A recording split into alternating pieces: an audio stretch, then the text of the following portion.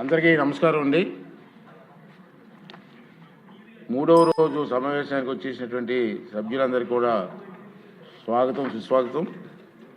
ఇప్పుడు గౌరవ ఆర్థిక శాఖ మంత్రి గారు బడ్జెట్ ప్రవేశపెడతారు.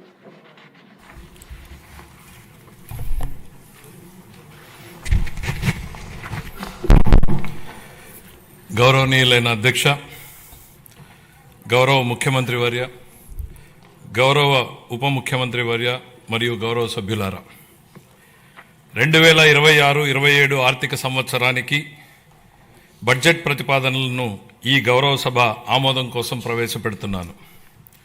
ఈ బడ్జెట్ ఒట్టి జమా ఖర్చుల లెక్క మాత్రమే కాదు, 5 కోట్ల రాష్ట్ర ప్రజల ఆశలు, ఆకాంక్షలను నెరవేర్చేందుకు ఉద్దేశించిన రోడ్ మ్యాప్ ఇది. వరుసగా మూడోసారి బడ్జెట్ సమర్పించడం నాకు దక్కిన అపూర్వమైన గౌరవం. ఈ అవకాశం ఇచ్చిన ముఖ్యమంత్రి చంద్రబాబు నాయుడు గారికి సర్వదా కృతజ్ఞుడిని. మా దృష్టిలో బడ్జెట్ అంటే కేవలం పద్దుల ప్రకటన కాదు, ఇది అంకెలకు అతీతం. రాష్ట్ర అభివృద్ధి, ప్రజా సంక్షేమాల్ని జోడెద్దుల బండిలా పరుగులు పెట్టించాలన్న మా దృఢ సంకల్పాన్ని బలంగా చాటి చెప్పే ఒక ప్రకటన. ఈ బడ్జెట్ సాగునీటి కోసం ఎదురుచూసే రాయలసీమ రైతుల కలల్ని సాకారం చేసేది, అవకాశాల కోసం ఎదురుచూస్తున్న శ్రీకాకుళం జిల్లాలోని యువ పట్టభద్రులకు గుండె నిబ్బరాన్నిచ్చేది, భవిష్యత్తుపై కొండంత ఆశతో కుటుంబాన్ని నడిపిస్తున్న నెల్లూరు గృహిణికి భరోసానిచ్చేది, కోస్తాలోని మహిళా పారిశ్రామికవేత్తలతో స్ఫూర్తిని నింపేది. దీనిలో ప్రతిపాదించే ప్రతి రూపాయి రాష్ట్ర ప్రజల ఆశలు, ఆకాంక్షలను సాకారం చేసేందుకు ఉద్దేశించింది. గత ప్రభుత్వ విధ్వంసకర పాలన చేసిన లోతైన గాయాలు, మిగిల్చిన చేదు అనుభవాలు మనం ఏం చేయకూడదో నిరంతరం గుర్తు చేస్తున్నాయి. గత ప్రభుత్వ దుష్పరిపాలన వల్ల రాష్ట్రానికి జరిగిన భారీ నష్టాన్ని, ఆర్థిక విధ్వంసాన్ని గమనంలో ఉంచుకుని 2024 సంవత్సర బడ్జెట్ ప్రవేశపెట్టాను. గత ప్రభుత్వం మిగిల్చిన గాయాలను మాన్పి 5 ఏళ్ల విషాదాన్ని దాటుకుని రాష్ట్రాన్ని పునర్నిర్మాణం చేసే దిశగా నడిపించేందుకు 2024 బడ్జెట్ బలమైన పునాది వేసింది. 2025 బడ్జెట్ స్వర్ణాంధ్ర 2047 లక్ష్యానికి అనుగుణంగా రాష్ట్రాన్ని అభివృద్ధి పథంలో నడిపించింది. అంత భారీ విధ్వంసానికి గురైన రాష్ట్రాన్ని పునర్నిర్మించేందుకు 2 ఏళ్లు చాలా తక్కువ సమయం. 2014లో జరిగిన అహేతుక విభజన రాష్ట్రానికి తగిలిన మొదటి దెబ్బ అయితే 2019-24 మధ్య అప్పటి ప్రభుత్వం చేసిన దుష్పరిపాలన రాష్ట్రానికి తగిలిన మరో పెద్ద షాక్. గత ప్రభుత్వం చేసిన ఆర్థిక విధ్వంసం, అపసవ్య విధానాలు, పాలకుల అసమర్థత రాష్ట్రాన్ని మరింత ఇబ్బందుల్లో కూరుకుపోయేలా చేశాయి. ఇన్ని సవాళ్లను ఎదుర్కొంటూ కూడా కూటమి ప్రభుత్వం అనుసరించిన నిర్మాణాత్మక విధానాల వల్ల జూన్ 24 నుండి ఈ 20 నెలల్లో రాష్ట్రం అద్భుతమైన అభివృద్ధి పథంలో సాగిందని చెప్పడానికి గర్వపడుతున్నాను.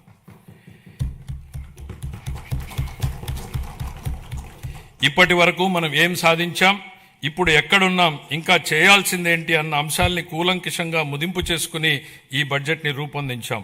అటు ఉత్తరాంధ్ర నుంచి ఇటు రాయలసీమ వరకు ప్రజల జీవితాల్లో గొప్ప మార్పు తేవడం ఈ బడ్జెట్ ఉద్దేశం. మా లక్ష్యం కేవలం కాగితాలపై కనిపించే వృద్ధి లెక్కలు కానే కాదు, అభివృద్ధి సంక్షేమ ఫలాల్ని క్షేత్రస్థాయిలో ప్రజలకు అందేలా చేసి వారి జీవితాల్లో వెలుగులు చూడాలన్నదే మా తపన. విధ్వంసం నుంచి వికాసం దాకా 24 జూన్ నుండి ఇప్పటిదాకా సాగిన అభివృద్ధి ప్రయాణం నిజంగా అద్భుతం. 24-25లో అధికారంలోకి వచ్చిన మొదటి సంవత్సరంలోనే ఆర్థిక వ్యవస్థను మళ్లీ గాడిలో పెట్టాం.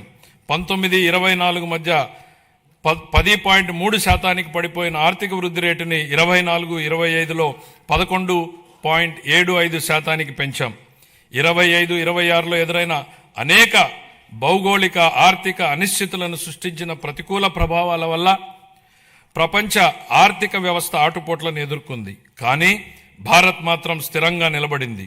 జమ్మూ కాశ్మీర్లో అమాయకులైన పర్యాటకుల్ని పొట్టన పెట్టుకున్న ఉగ్రవాద మూకలకు ఆపరేషన్ సింధూర్ పేరుతో భారత ప్రభుత్వం గట్టి జవాబునిచ్చింది. ఉగ్రవాదం, భౌగోళిక రాజకీయ అనిశ్చితులు, సుంకాల యుద్ధంతో తలెత్తిన ఉద్రిక్తతలకు భారత్ చలించదని ప్రధాని నరేంద్ర మోడీ నాయకత్వం ప్రపంచానికి బలమైన సందేశం ఇచ్చింది. భారతదేశానికి ఆయన నాయకత్వం భారత్ను శక్తివంతంగా తీర్చిదిద్దింది, ఆత్మవిశ్వాసంతో తలెత్తుకునేలా చేసింది.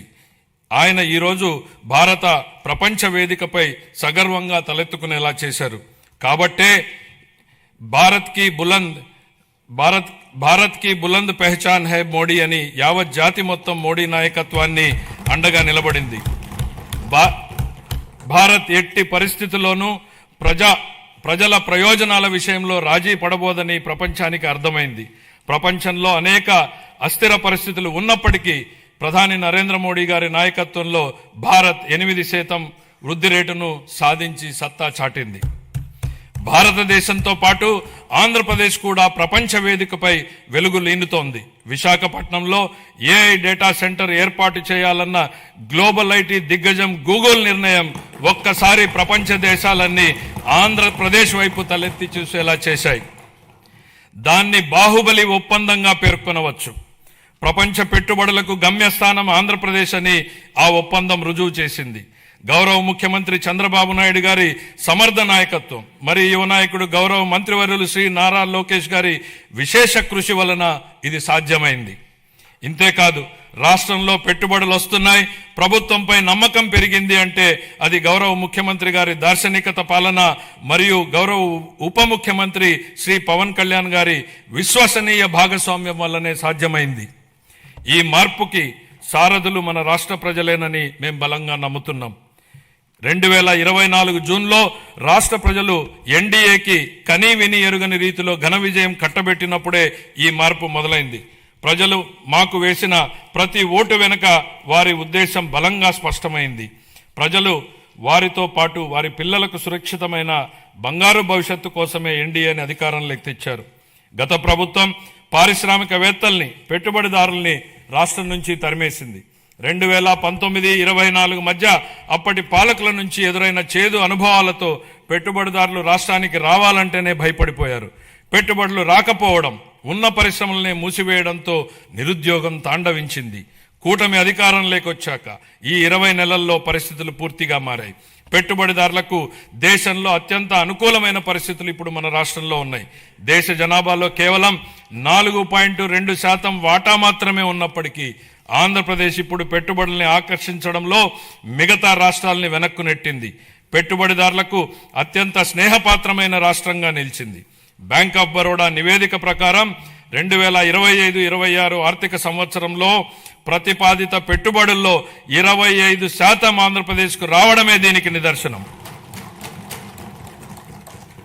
బ్రాండ్ చంద్రబాబు వల్లనే ఇది సాధ్యమైంది. ఇప్పటి వరకు మనం ఈజ్ ఆఫ్ డూయింగ్ బిజినెస్ గురించి మాట్లాడే వాళ్ళం, ఇప్పుడు గేరు మార్చాం.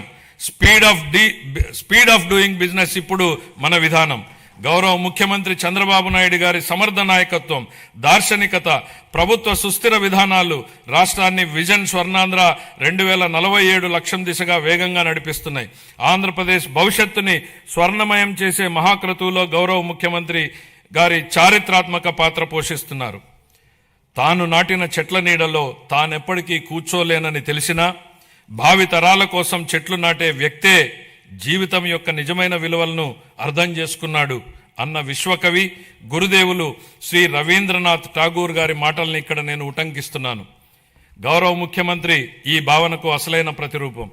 ఆయన కేవలం దూరదృష్టి గల నాయకుడు మాత్రమే కాదు, దాన్ని సాకారం చేయగల దక్షత కలిగినటువంటి నాయకుడు. తన దార్శనికతతో అమలు చేస్తున్న విధానాలు భావితరాలకు మేలు చేస్తాయన్న దృఢ విశ్వాసంతో వాటి సాధనకు అహర్నిశలు నిస్వార్థంగా కృషి చేస్తున్న గొప్ప నాయకుడు. సమాజ క్షేమం కోసం 365 రోజులు అవిశ్రాంతంగా ఒక తపస్సులాగా పనిచేస్తున్నారు. 1990వ దశకంలో ఆయన ఇన్ఫర్మేషన్ టెక్నాలజీ గురించి మాట్లాడినప్పుడు, దార్శనికతను అమల్లో పెట్టినప్పుడు దాని ఫలితం ఎలా ఉంటుందో చాలా మందికి అర్థం కాలేదు. కానీ అప్పటి యువత దాంతో ప్రయోజనం పొంది జీవితంలో పురోగమించడమే కాకుండా ప్రపంచవ్యాప్తంగా అవకాశాల్ని అందిపుచ్చుకుని సత్తా చాటారు.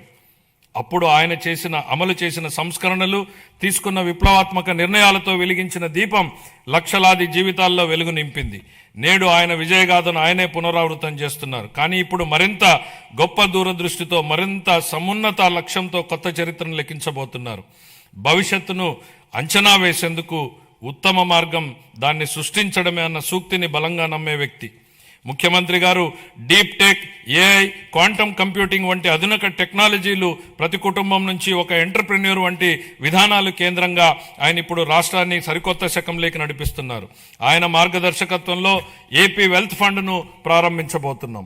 రాబోయే రోజుల్లో అది Norway, UAE sovereign wealth funds లా విస్తృతమై మొత్తం రాష్ట్రాన్నే నడిపించడానికి సరిపోవచ్చు.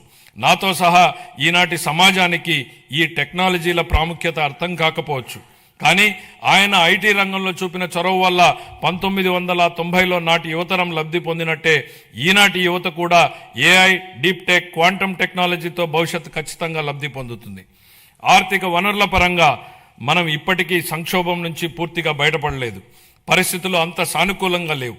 గత ప్రభుత్వం మిగిల్చిన ఆర్థిక అస్తవ్యస్త పరిస్థితుల్ని అధిగమించే క్రమంలో ఇప్పటికీ అనేక సవాళ్లను ఎదుర్కొంటున్నాం.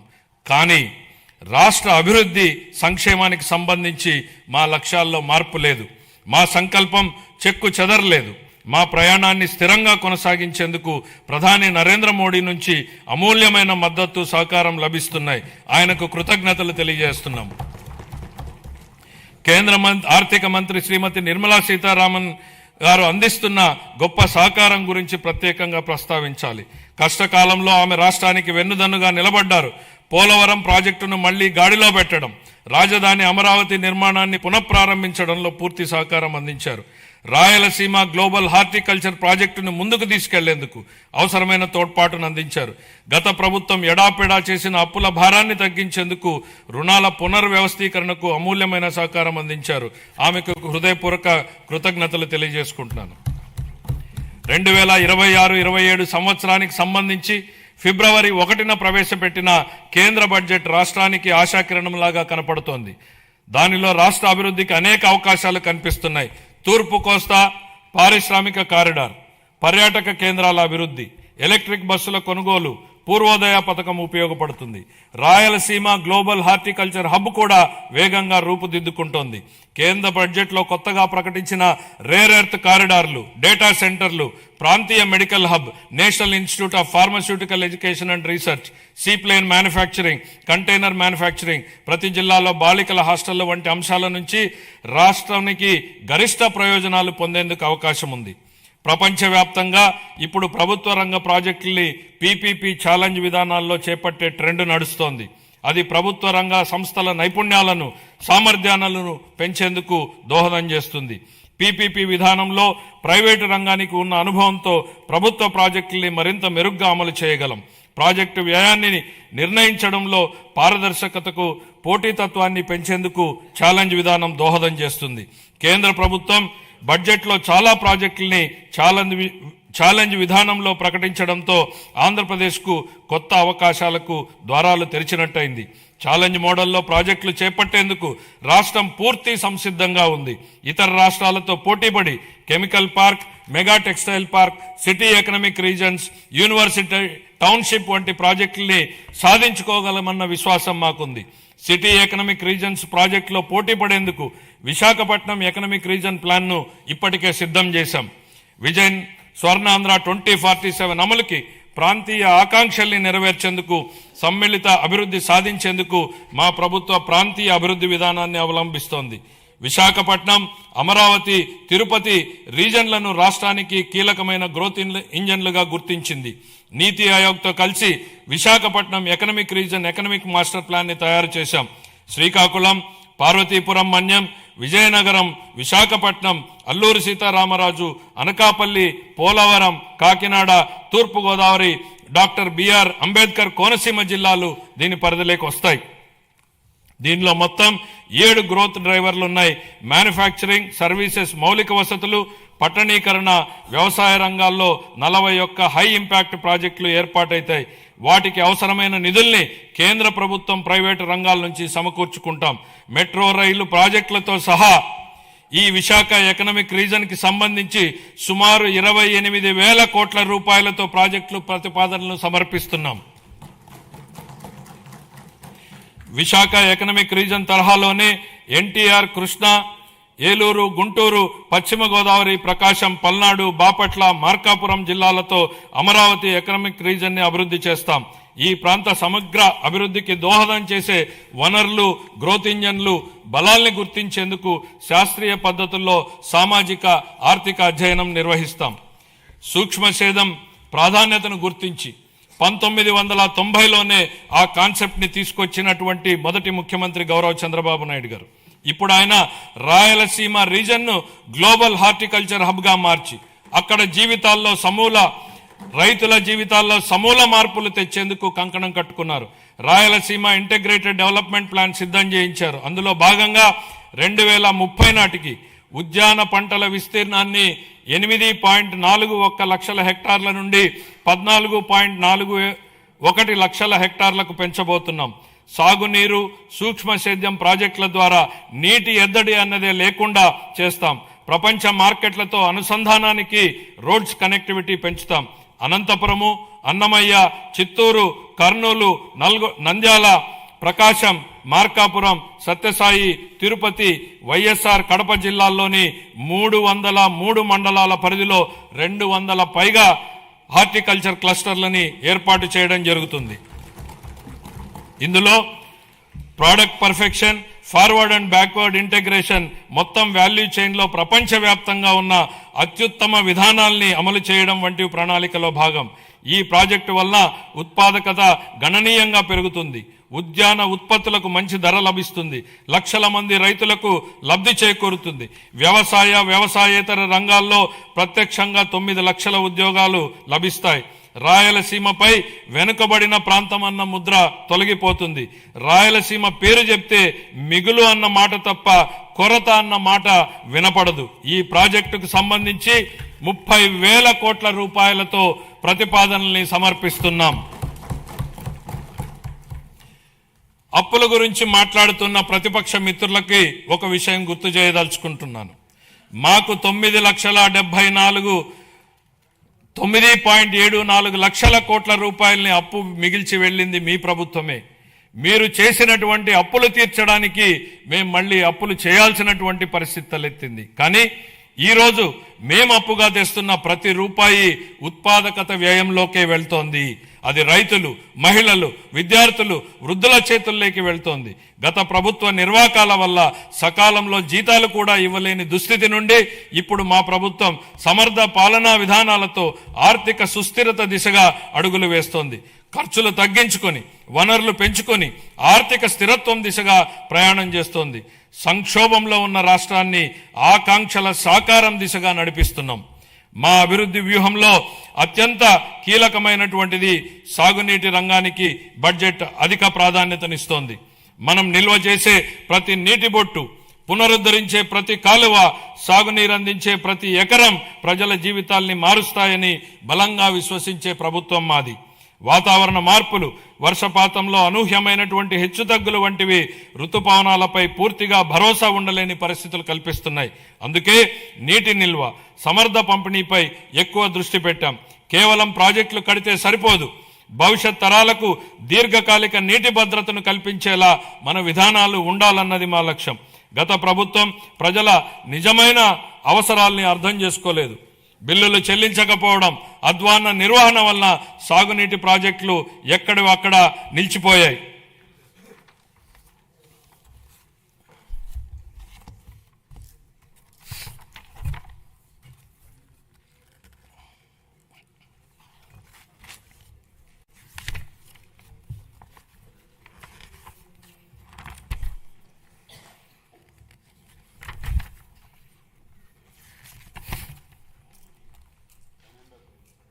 అంటే ప్రింట్ మారింది, కాపీ సడన్గా అందులో ఫిగర్స్ వచ్చింది. సంకల్పం ఉన్న చోట ఉన్న చోట సాధనకు మార్గం ఉంటుంది. 2 తెలుగు రాష్ట్రాల సాగునీటి వ్యవస్థలపై సమగ్ర అవగాహన కలిగిన గౌరవ ముఖ్యమంత్రి గారు మన రాష్ట్రానికి లభించడం మన అదృష్టం. పట్టిసీమ వంటి పథకాలను ఆయన సక్రమంగా ప్రణాళిక చేసి అమలు చేయడం ద్వారా రాష్ట్రంలోని పలు ప్రాంతాలకు జలభద్రతను కల్పించారు. అదేవిధంగా హెచ్ఎన్ఎస్ఎస్ ప్రాజెక్టును కేవలం 100 రోజుల్లో ప్రారంభించి వేగంగా పూర్తి చేసి రైతులకు నీరందించేలా చేయడంలో ఆయన సంకల్ప బలం కీలక పాత్రను పోషించింది. హంద్రీనీవా ద్వారా తొలిసారిగా 45 టీఎంసీల కృష్ణా జలాలను విజయవంతంగా ఎత్తిపోతల చేసి రాయలసీమలో నీటి లభ్యతను గణనీయంగా మెరుగుపరిచాం. పోలవరం ప్రాజెక్టు విషయంలో పెండింగ్ ఉన్న 5,000 కోట్ల రూపాయల బిల్లుల్ని చెల్లించి పనులను వేగవంతం చేశాం. డయాఫ్రామ్ గోడ నిర్మాణం ఇప్పటికే 91% పూర్తయింది. మొత్తం ప్రాజెక్టు పురోగతి 60% దాటింది. వెలుగొండ ప్రాజెక్టు బీఆర్ఆర్ వంశధార దశ 2, అలాగే వంశధార నాగావళి మరియు నాగావళి చంపావతి నదుల అనుసంధాన పనుల్లో సమాంతరంగా గణనీయమైనటువంటి పురోగతి సాధించబడింది. అదే సమయంలో రాష్ట్ర వ్యాప్తంగా విస్తృత స్థాయిలో చేపట్టిన ఆపరేషన్ అండ్ మెయింటెనెన్స్ SDMF మరియు FDR పనులు సాగునీటి వ్యవస్థలను స్థిరీకరిస్తున్నాయి. 5 ఏళ్ల విరామం అనంతరం మొత్తం 6,047 నీటి వినియోగదారుల సంఘాలను ప్రజాస్వామ్య పద్ధతిలో పునరుద్ధరించడం ద్వారా సాగునీటి నిర్వహణలో రైతుల భాగస్వామ్యానికి మళ్లీ బలోపేతం చేశాం. ఇక ముందు BRR వంశధార 2, హంద్రీనీవా, పూలసుబ్బయ్య, వెలుగొండ మరియు పోలవరం ప్రాజెక్టులను పూర్తి చేయడానికి మా ప్రభుత్వం కట్టుబడి ఉంది. రాయలసీమను శాశ్వతంగా కరువు రహిత ప్రాంతంగా మార్చడానికి పోలవరం నల్లమల సాగర్ అనుసంధానంపై మేము చురుగ్గా దృష్టి సారించాం. రాయలసీమను గ్లోబల్ హార్టికల్చర్ హబ్గా తీర్చిదిద్దే ప్రణాళికలో సాగునీటి సరఫరా కూడా ఒక కీలకమైనటువంటి భాగం. 2026-27 ఆర్థిక సంవత్సరానికి గాను జలవనరుల శాఖకు 18,224 కోట్ల రూపాయల కేటాయింపును ప్రతిపాదిస్తున్నాను.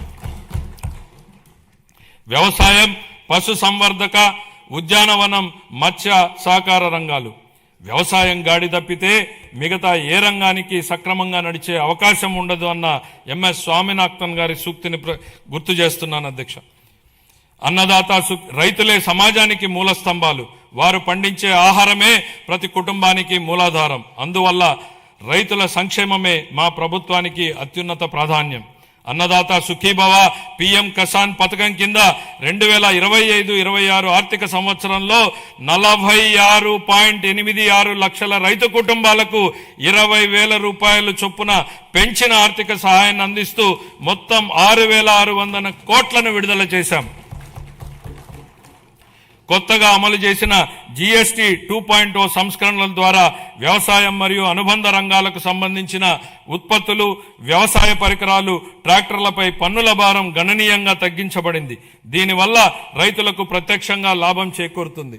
పశు సంపదకు పొంచి ఉన్న ఆరోగ్యపరమైనటువంటి ప్రమాదాలను తగ్గించే దిశగా పశు బీమా పథకం అమలుకు మేము నిరంతరం ప్రాధాన్యత ఇస్తున్నాం. పశు సేవలను మరింత బలోపేతం చేయడానికి కొత్త పశు వైద్య భవనాల నిర్మాణానికి 20 కోట్లను కేటాయిస్తూ మౌలిక వసతులను విస్తరిస్తున్నాం. అలాగే బడ్జెట్లో ప్రత్యేకంగా ప్రస్తావించకపోయినా మా సంకల్పం ఎంత స్పష్టమో చెప్పడానికి నిదర్శనం మత్స్యకార సేవలో పథకం అమలు. ఈ పథకం ద్వారా ఆర్థిక సహాయాన్ని 10,000 నుండి 20,000కు పెంచాం.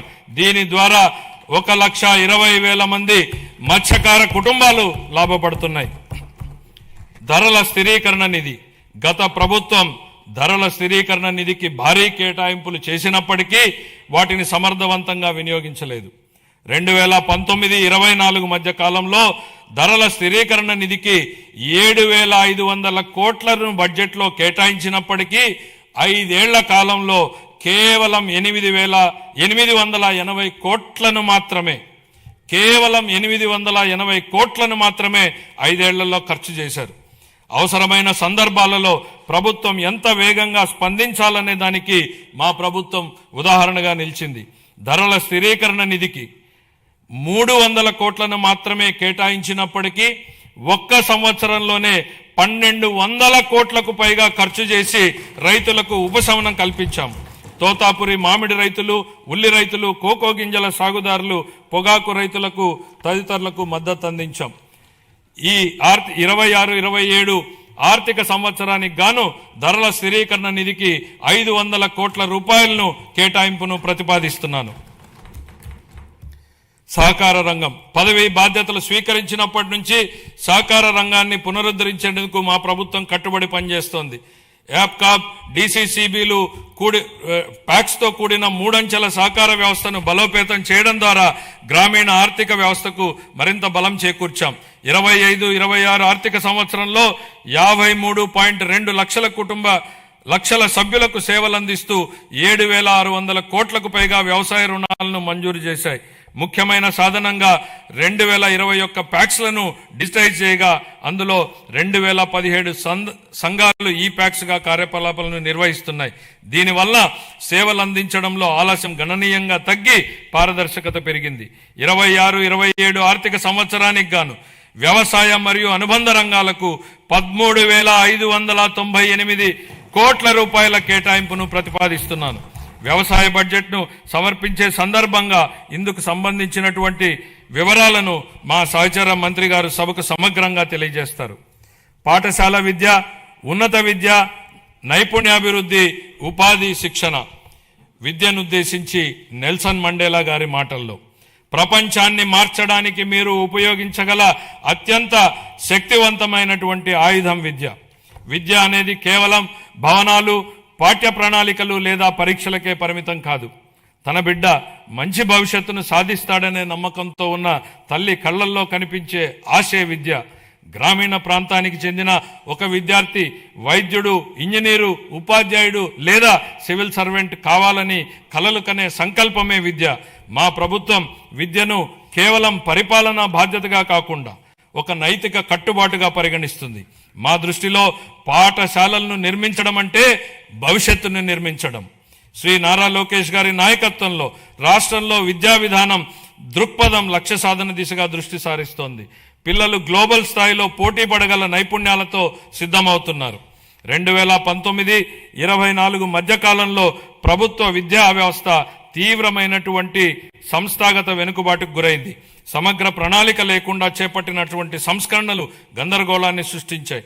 తొందరపాటు నిర్ణయంతో 1000 పాఠశాలను సిబిఎస్ఈ విధానానికి మార్చడం వల్ల సుమారు 90% మంది విద్యార్థులు ఉత్తీర్ణత కాలేకపోయారు. ఉపాధ్యాయుల సన్నద్ధత లేకపోవడంతో టోఫెల్ కార్యక్రమం విఫలమైంది. అమలు సాధ్యాసాధ్యాలు పరిగణలోకి తీసుకోకుండా నాడు ప్రతిపాదించిన ఐబీ పాఠ్య ప్రణాళికలపై ప్రజాధనం వృధా అయింది. నాడు నేడు కార్యక్రమంలో పరిపాలనా వైఫల్యం కారణంగా 7,876 కోట్ల విలువైన మౌలిక సదుపాయాల పనులు అసంపూర్తిగా మిగిలిపోయాయి. జూన్ 24 నుండి మా ప్రభుత్వం విద్యారంగంలో సమగ్ర ఫలితాలపై దృష్టి కేంద్రీకరించిన సంస్కరణలను ప్రారంభించింది. తల్లికి వందనం, మనబడి మన భవిష్యత్తు, డొక్కా సీతమ్మ మధ్యాహ్న భోజన పథకం, పారిశుద్ధ్యం మరియు నిర్వహణ విధులు,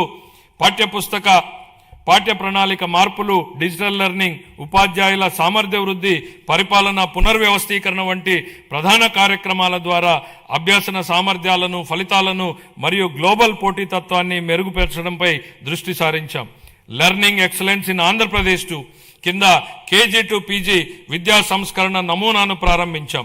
సూపర్ 6 కార్యక్రమంలో భాగంగా 25-26లో ప్రవేశపెట్టిన తల్లికి వందనం పథకం క్రింద ప్రతి విద్యార్థికి సంవత్సరానికి 15,000 రూపాయల చొప్పున అందజేసి 67.27 లక్షల మంది విద్యార్థులకు లాభం చేకూర్చడం జరిగింది.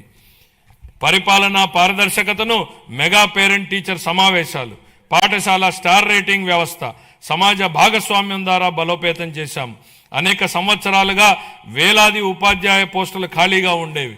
మెగా డిఎస్సి 25 ద్వారా నోటిఫై చేసిన 16,347 పోస్టుల్లో 15,941 ఉపాధ్యాయ పోస్టులను విజయవంతంగా భర్తీ చేశాం. ఉపాధి, గౌరవం మరియు అవకాశాలను సృష్టించినప్పుడే వృద్ధికి అర్థం ఉంటుంది. భవిష్యత్ ఉపాధి అవసరాలకు అనుగుణంగా సమగ్ర నైపుణ్యాభివృద్ధి వ్యవస్థను రూపొందిస్తున్నాం. విద్య పరిశ్రమలు మరియు అభివృద్ధి చెందుతున్న సాంకేతిక రంగాల మధ్య సమన్వయంపై దృష్టి సారించాం.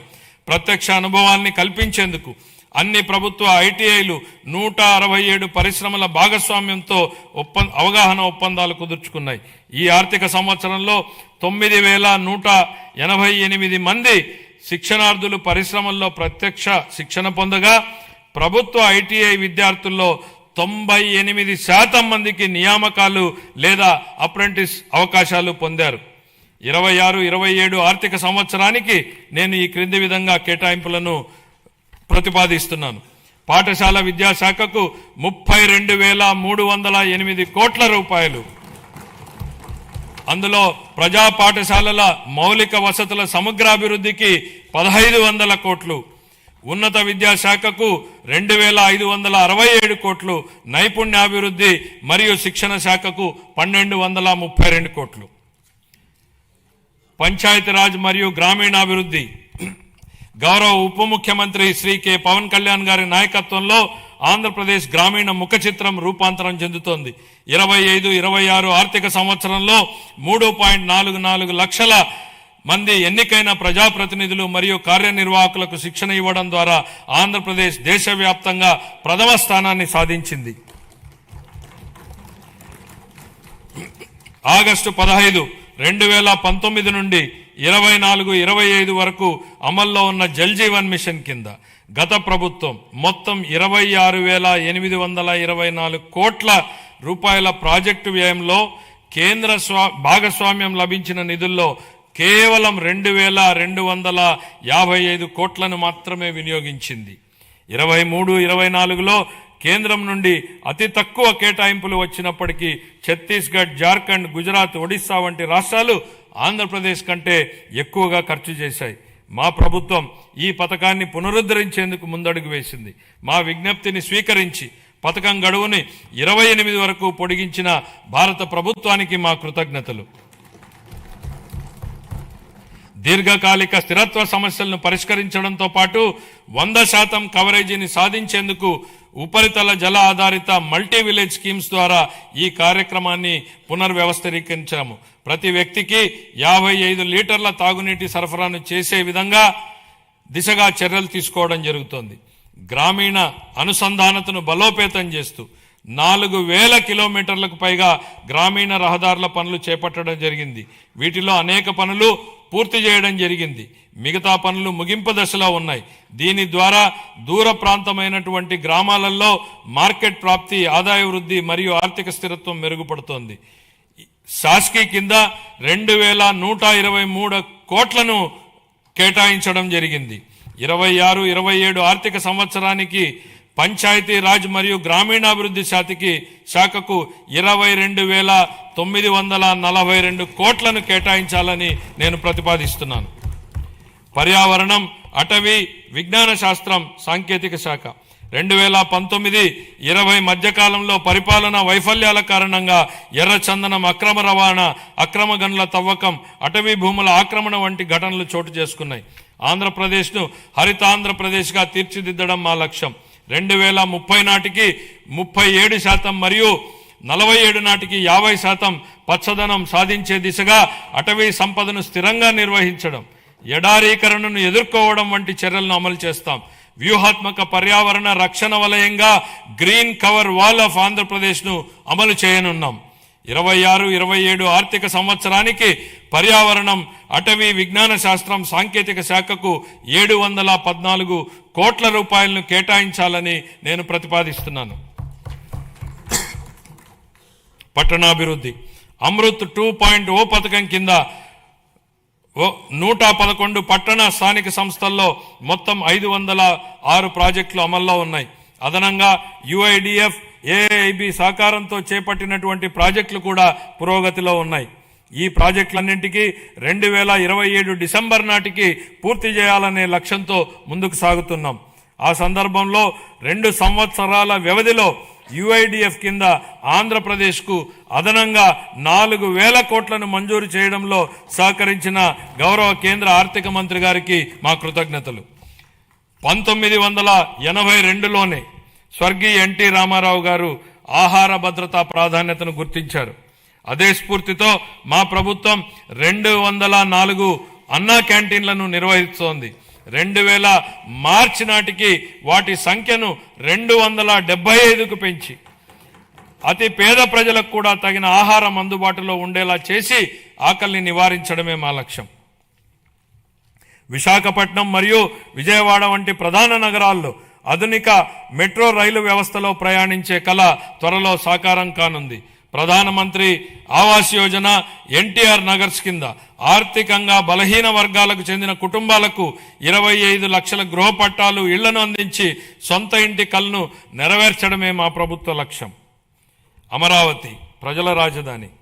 మా ప్రజల రాజధాని అమరావతి అభివృద్ధికి మద్దతు అందించిన గౌరవ ప్రధానమంత్రి శ్రీ నరేంద్ర మోడీ గారికి హృదయపూర్వక కృతజ్ఞతలు. ఆంధ్రప్రదేశ్ శాశ్వత రాజధానిగా అమరావతికి చట్టబద్ధత హోదా కల్పించే ప్రక్రియ ప్రారంభించినందుకు ఆయనకు ప్రత్యేక ధన్యవాదాలు. వివిధ ఆర్థిక సంస్థల ద్వారా స్వయం సమృద్ధి నమూనాలో నిధులను సమీకరించి పనులను వేగవంతంగా ముందుకు తీసుకెళ్తున్నాం. 57,868 కోట్ల విలువైన 97 పనులకు పరిపాలనా అనుమతులు జారీ చేశాం. ఇది మా ప్రభుత్వం ప్రజల రాజధాని అమరావతిని నిర్మించాలనే నిబద్ధతకు స్పష్టమైన నిదర్శనం. 2026-27 ఆర్థిక సంవత్సరానికి మున్సిపల్ పరిపాలన మరియు పట్టణాభివృద్ధి శాఖకు 14,539 కోట్లను కేటాయించాలని నేను ప్రతిపాదిస్తున్నాను. న్యాయశాఖ, హోం, మద్య నిషేధం, ఎక్సైజ్ మరియు అగ్నిమాపక శాఖలు.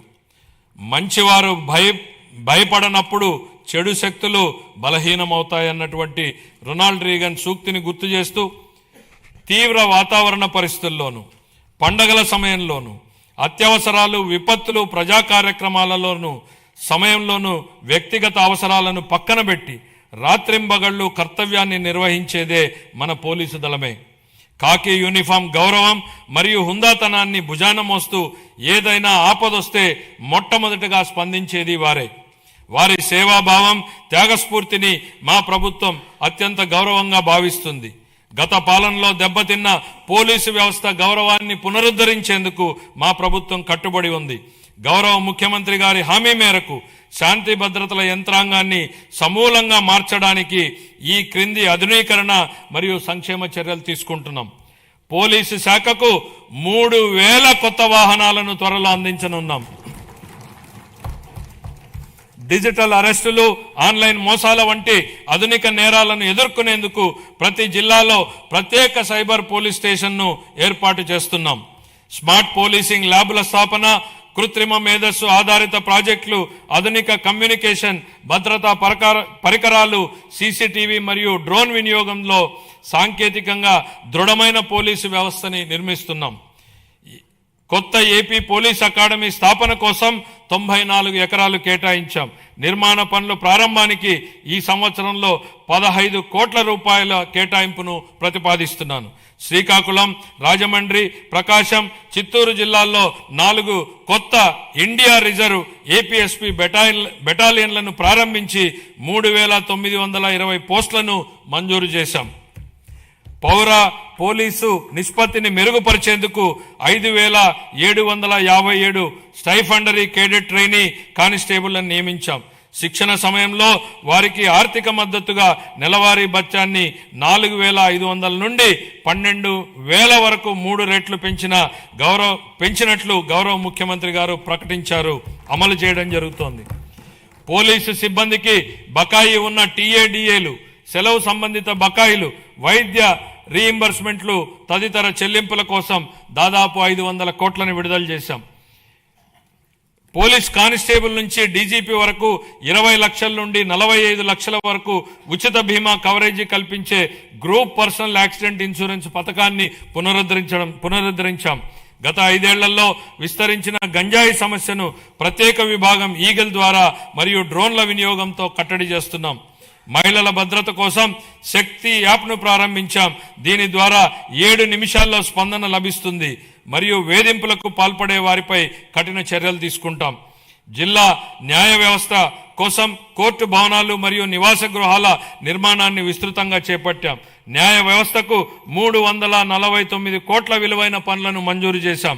26-27 తొలి దశలో 100 కొత్త కోట్లను ఆమోదించాం. పునర్వ్యవస్థీకరించిన ఎక్సైజ్ విధానంతో మద్యం రంగంలో లీకేజీలను పూర్తిగా నివారించాం. అవినీతి లేకుండా ఆదాయం రాష్ట్ర ఖజానాకు సక్రమంగా చేరుతోంది. అగ్నిమాపక సేవల ఆధునీకరణలో భాగంగా 17 కొత్త అగ్నిమాపక కేంద్రాలను స్థాపిస్తున్నాం. స్పందన సమయాన్ని తగ్గించేందుకు అత్యాధునిక శోధన మరియు రక్షణ పరికరాలతో కూడిన అగ్నిమాపక వాహనాలను కొనుగోలు చేస్తాం. రాష్ట్ర శిక్షణ కేంద్రాన్ని మౌలిక సదుపాయాల అభివృద్ధి ద్వారా బలోపేతం చేస్తాం.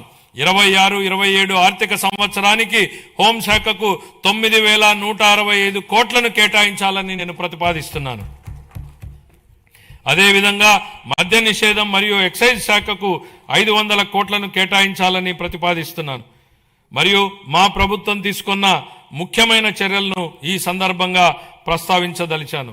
ఆర్థిక శాఖ తీసుకున్న చర్యలు: రాష్ట్ర ఆర్థిక వ్యవస్థను జాగ్రత్తగా నిర్వహిస్తూ ఆర్థిక క్రమశిక్షణను పాటిస్తున్నామని ఈ క్రింది చర్యలు స్పష్టంగా చూపిస్తున్నాయి. గత ప్రభుత్వం అత్యధికంగా 12.3% వరకు ఉన్న వడ్డీ రేట్లపై అప్పులు తీసుకుంది. రాష్ట్ర ఆర్థిక భారాన్ని తగ్గించేందుకు అధిక వడ్డీ రుణాలను 9% లేదా అంతకంటే తక్కువ తీసుకురావడానికి వడ్డీ రేట్ల తగ్గింపు, డెట్ స్వాపింగ్ వంటి చర్యలను చేపడుతున్నాం. ఇప్పటి వరకు 43,298 కోట్ల రుణాలను వడ్డీ తగ్గించి సంవత్సరానికి 327 కోట్ల రూపాయలను ఆదా చేశాం. అదనంగా మరో 1.2 లక్షల కోట్ల రుణాలపై మెరుగైన షరతులు పొందేందుకు చర్యలు కొనసాగిస్తున్నాం. దీని ద్వారా సంవత్సరానికి 1,658 కోట్ల రూపాయల ఆదా కలుగుతుందని అంచనా. పంచాయతీలు మరియు మున్సిపాలిటీలను బలోపేతం చేయడానికి ఆర్థిక సంఘం గ్రాంట్ల కింద 3,797 కోట్లను విడుదల చేశాం. జూన్ 24 నాటికి పెండింగ్లో ఉన్న 24,800 కోట్ల బకాయిలను క్లియర్ చేశాం. సాగునీరు, రహదారులు మరియు ఇతర పనులకు సంబంధించి 37,030 కోట్లను చెల్లించి ఆర్థిక కార్యకలాపాలను పునరుద్ధరించాం. 163 కేంద్ర ప్రాయోజిత పథకాలకు 18,700 కోట్లను విడుదల చేసి వాటిలో 85 పథకాలని పునరుద్ధరించాం.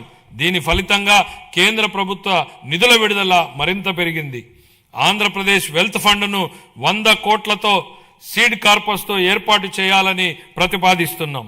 దేశవ్యాప్తంగా ఉన్న అవకాశాలలో పెట్టుబడులు పెట్టేందుకు ప్రైవేట్ ఈక్విటీ పెట్టుబడిదారులను ఆహ్వానించి రాష్ట్రానికి సంపద సృష్టించే దిశగా ముందుకు సాగుతున్నాం. సంస్కరణలు, స్పీడ్ ఆఫ్ డూయింగ్ బిజినెస్ సిద్ధాంతానికి అనుగుణంగా ప్రభుత్వంలోని చట్టాలు, నియామకాలు, నిబంధనలు, ప్రభుత్వం ఉత్తర్వులను సమీక్షించి పరిపాలనా ప్రక్రియలను సరళీకరించి పెట్టుబడులకు అనుకూల వాతావరణాన్ని మరియు పౌర సేవల మెరుగుదలను కల్పిస్తున్నాం. ఇదే దిశలో ప్రభుత్వ రంగ సంస్థలను పునరుద్ధరించి వాటి ఖాతాలు మరియు ఆడిట్ వ్యవస్థను క్రమబద్ధీకరించి లాభదాయకంగా మార్చేందుకు చర్యలు తీసుకుంటున్నాం. కేంద్ర ప్రభుత్వ విధానానికి అనుగుణంగా రాష్ట్ర పబ్లిక్ సెక్టార్ సంస్థలను ట్రెడ్స్ డిజిటల్ ప్లాట్ఫామ్ ద్వారా బిల్ డిస్కౌంటింగ్ విధానాన్ని అనుసరిస్తాయి. శాస్కీ కింద 2025-26లో ఫిబ్రవరి 12 ఫిబ్రవరి 26 నాటికి ఆంధ్రప్రదేశ్ పొందింది 6,544 కోట్లు పొందింది. మార్చి 31 నాటికి మరో 1,434 కోట్లు అందుకోనుంది. ఇది 23-24లో పొందిన 4,090 కోట్లతో పోలిస్తే దాదాపు రెట్టింపు. దేశంలో తొలిసారిగా రీఇమాజినింగ్ పబ్లిక్ ఫైనాన్స్ సమ్మిట్ను నవంబర్ 25లో విశాఖపట్నంలో నిర్వహించాం. ఈ సమ్మిట్లో ఇతర రాష్ట్ర ప్రభుత్వాలు, జాతీయ మరియు అంతర్జాతీయ ఆర్థిక సంస్థల ప్రతినిధులు పాల్గొన్నారు. 2 రోజుల చర్చల ఫలితంగా ఏపీ లాజిస్టిక్స్ కార్పొరేషన్ స్థాపనకు దారితీసింది. అలాగే పబ్లిక్ సెక్టర్లో వినూత్న ఆర్థిక నమూనాల ద్వారా ప్రైవేటు పెట్టుబడులను ఆకర్షించే మార్గాలు ఏర్పడ్డాయి. భవిష్యత్ విధానాలు: జూన్ 24 నుండి రాష్ట్రాన్ని ప్రపంచ స్థాయి పోటీతత్వంతో ముందుకు తీసుకెళ్లేందుకు 26 పునర్వ్యవస్థీకరించిన పాలసీలను ప్రవేశపెట్టాం. వాటిలో ముఖ్యమైనటువంటివి ఆంధ్రప్రదేశ్ పారిశ్రామిక అభివృద్ధి విధానం, ఆంధ్రప్రదేశ్ ఎంఎస్ఎంఈ పారిశ్రామికవేత్తల అభివృద్ధి విధానం, ఆంధ్రప్రదేశ్ సమగ్ర స్వచ్ఛ ఇంధన విధానం, ఆంధ్రప్రదేశ్ ఆవిష్కరణ స్టార్టప్ విధానం, ఆంధ్రప్రదేశ్ పర్యాటక విధానం, ఇలా మొత్తం 26 పాలసీలను ప్రవేశపెట్టడం జరిగింది. ఈ విధానాలు ఆంధ్రప్రదేశ్ను పెట్టుబడులకు అనుకూలమైన, స్థిరమైన మరియు సమగ్ర అభివృద్ధిని సాధించే రాష్ట్రంగా తీర్చిదిద్దే దిశగా ముందుకు వెళ్తాయి.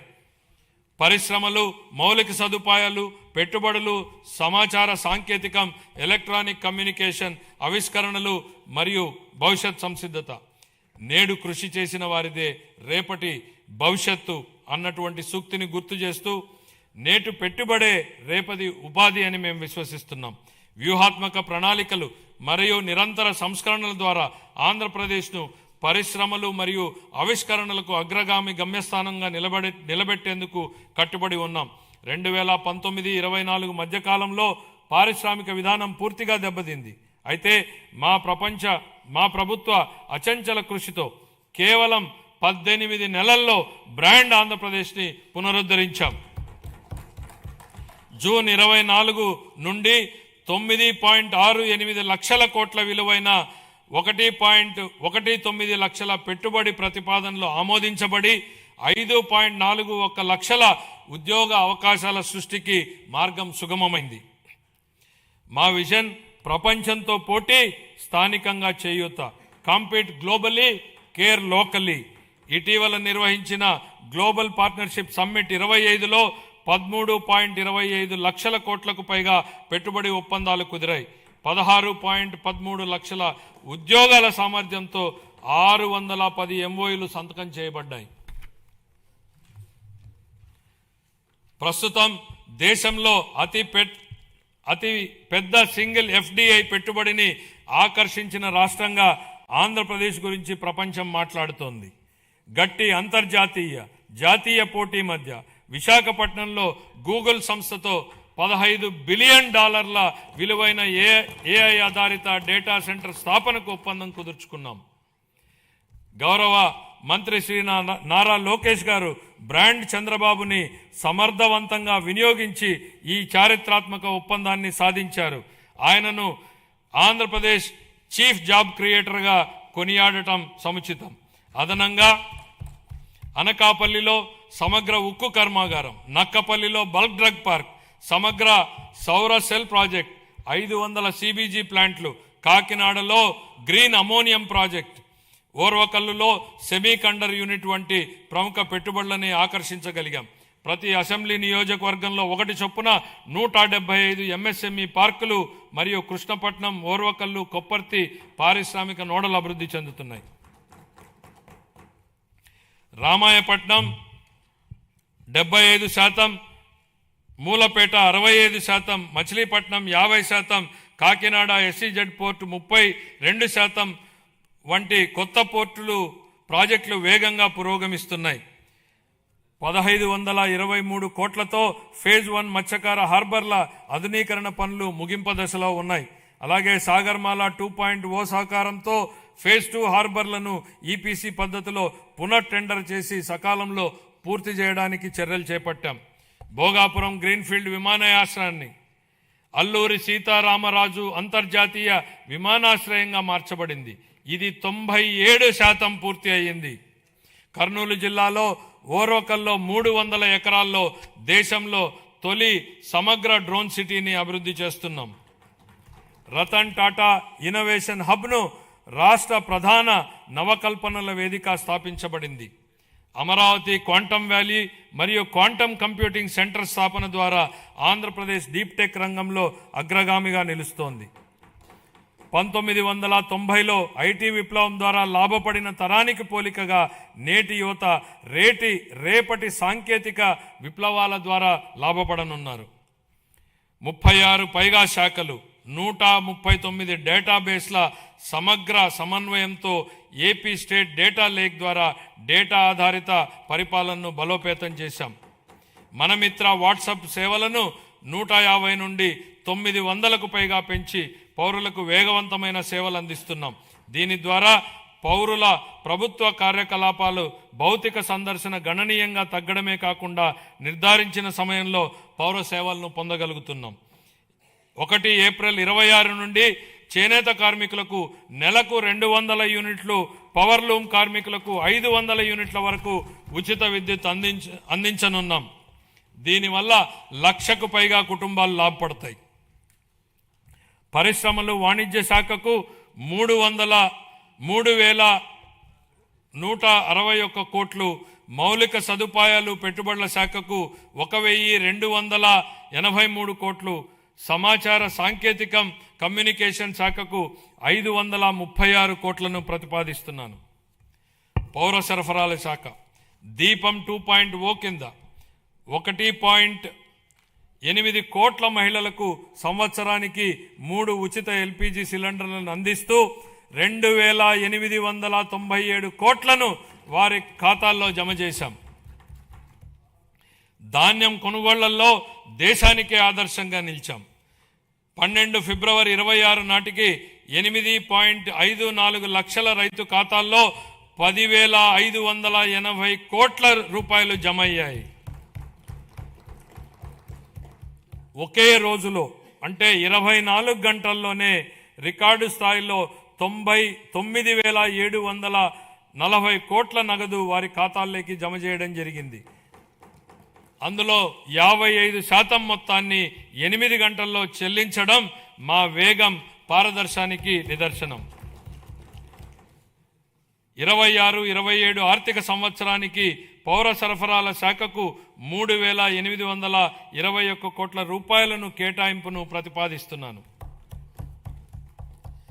సామాజిక సంక్షేమం, గిరిజన, బీసీ, మైనారిటీల సంక్షేమం. అభివృద్ధి అంటే కేవలం భవనాలు కాదు, గౌరవప్రదమైన జీవనమే అసలైన అభివృద్ధి. గౌరవ ముఖ్యమంత్రి గారి హృదయానికి అత్యంత సన్నిహితమైన అంశం సంక్షేమం. సంక్షేమం అనేది కేవలం దాతృత్వం కాదని, అది సమానత్వం, గౌరవం మరియు సామాజిక న్యాయం పట్ల ప్రభుత్వానికి ఉన్న అంకిత భావం అని ఆయన బలంగా నమ్ముతారు.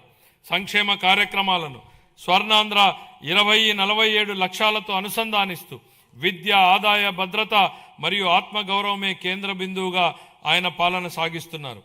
ఎన్టీఆర్ భరోసా పెన్షన్ల పంపిణీ. రాష్ట్ర సంక్షేమ చరిత్రలో ఎన్టీఆర్ భరోసా పెన్షన్లు ఒక మైలురాయి. లక్షలాది కుటుంబాలకు పెద్ద కొడుకులా గౌరవ ముఖ్యమంత్రి గారు స్వయంగా లబ్ధిదారుల ఇళ్లకు వెళ్లి పెన్షన్లను అందజేస్తూ వారికి భరోసాను కల్పిస్తున్నారు. దేశంలో మరెక్కడా లేని విధంగా డీబీటీ ద్వారా 4,000 నుండి 15,000 రూపాయల వరకు పెన్షన్లను అందిస్తున్న ఏకైక రాష్ట్రం ఆంధ్రప్రదేశ్. గత 19 నెలల్లో 58,000 కోట్ల కంటే ఎక్కువ విలువైన పెన్షన్లను లబ్ధిదారులకు పంపిణీ చేయడం జరిగింది. ఆర్థిక ఒత్తిడి ఉన్నప్పటికీ సూపర్ 6ను విజయవంతంగా అమలు చేశాం. ఎస్సీ, ఎస్టీ, బీసీ, ఈడబ్ల్యూఎస్, మైనారిటీలకు fees reimbursement, post matric scholarship, auto డ్రైవర్ల సేవలో, మత్స్యకారుల సేవలో ఉచిత విద్యుత్ వంటి పథకాలను అమలు చేస్తున్నాం. జూన్ 24 నుండి ఇప్పటి వరకు చేపట్టిన 743 సంక్షేమ హాస్టళ్ల మరమ్మతులు మరియు రెసిడెన్షియల్ పాఠశాలల పునరుద్ధరణలో పిల్లల పట్ల మా ప్రభుత్వం చూపే శ్రద్ధ స్పష్టంగా కనపడుతుంది. పిల్లలు చదువుకోవడానికి స్వచ్ఛమైన తాగునీరు, టీవీ, రియల్ టైం పర్యవేక్షణలు కల్పించి వారి ఆరోగ్యం మరియు భద్రతా వ్యవస్థలను మెరుగుపరుస్తున్నాము. వీరికి మరింత సౌకర్యాల కల్పన కోసం హాస్టళ్లు మరియు రెసిడెన్షియల్ పాఠశాలల కోసం నేను 300 కోట్లు కేటాయించాలని ప్రతిపాదిస్తున్నాను. 25-26 మధ్యకాలంలో వివిధ పథకాల ద్వారా మైనారిటీ సంక్షేమం కోసం మేము 3,766 కోట్ల రూపాయలను ఖర్చు చేశాం. చాలా కాలం క్రితం మూలన పడిన ప్రధానమంత్రి జన్ వికాస్ కార్యక్రమంను పునరుద్ధరించాం. 3 సంవత్సరాలుగా నిద్రాణంగా ఉన్న రాష్ట్ర వక్ఫ్ బోర్డును పునరుద్ధరించాం. మైనారిటీలకు ఆర్థిక సహాయంలో భాగంగా ఇమాంలకు గౌరవ వేతనం 10,000, మౌజన్లకి 5,000, పాస్టర్లకి 5,000 మరియు చదువులో వెనుకబడిన విద్యార్థులకు ఎంట్రన్స్ కోచింగ్ వంటి కార్యక్రమాల ద్వారా మా ప్రభుత్వం రాష్ట్ర వ్యాప్తంగా మైనారిటీ వర్గాల విద్యా పురోగతి, ఆర్థిక సాధికారత మరియు సామూహిక అంశాలపై దృష్టి సారించింది. ఉన్నత విద్య మరియు వృత్తి విద్యను అభ్యసించే బీసీ విద్యార్థులకు పూర్తి ట్యూషన్ ఫీజు రీయింబర్స్మెంట్, అలాగే పోస్ట్ మెట్రిక్ విద్యార్థులకు నిర్వహణ భత్యం ఇవ్వబడుతుంది. కల్లుగీతు కార్మికులకు మద్యం దుకాణాలలో 10% రిజర్వేషన్లు కల్పించాం. నాయి బ్రాహ్మణుల సెలూన్లకు ఉచిత విద్యుత్తును నెలకు 200 యూనిట్లకు పెంచాం. వడ్డెర కులస్తులకు మైనింగ్ లీజులో 15% రిజర్వేషన్లు మరియు సీనరేజ్ ఛార్జీలపై 50% సబ్సిడీని కల్పించాం. మహిళా సంక్షేమం. డాక్టర్ బిఆర్ అంబేద్కర్ ఇలా అన్నారు, ఒక సమాజం యొక్క పురోగతిని మహిళలు సాధించిన పురోగతి స్థాయి ద్వారా నేను కొలుస్తాను.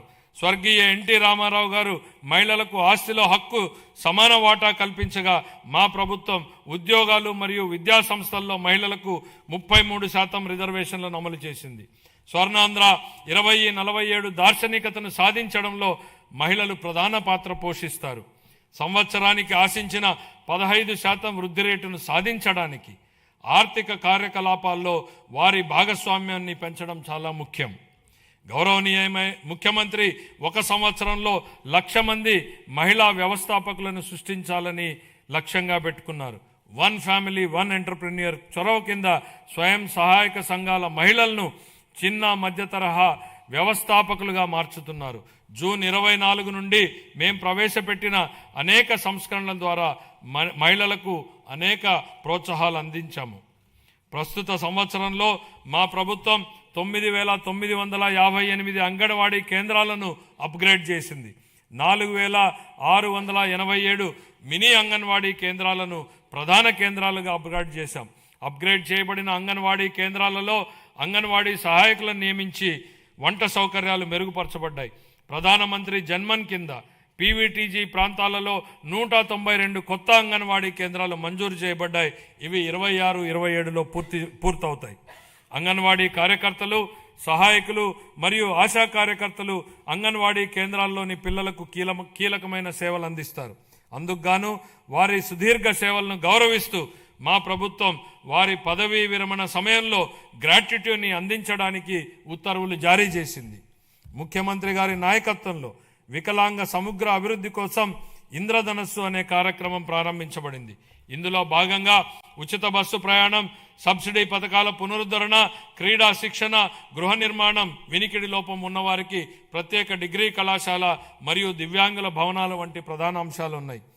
2026-27 ఆర్థిక సంవత్సరానికి నేను ఈ కేటాయింపులను ప్రతిపాదిస్తున్నాను. ఎస్సీ కాంపోనెంట్ కోసం 20,644 కోట్ల రూపాయలు,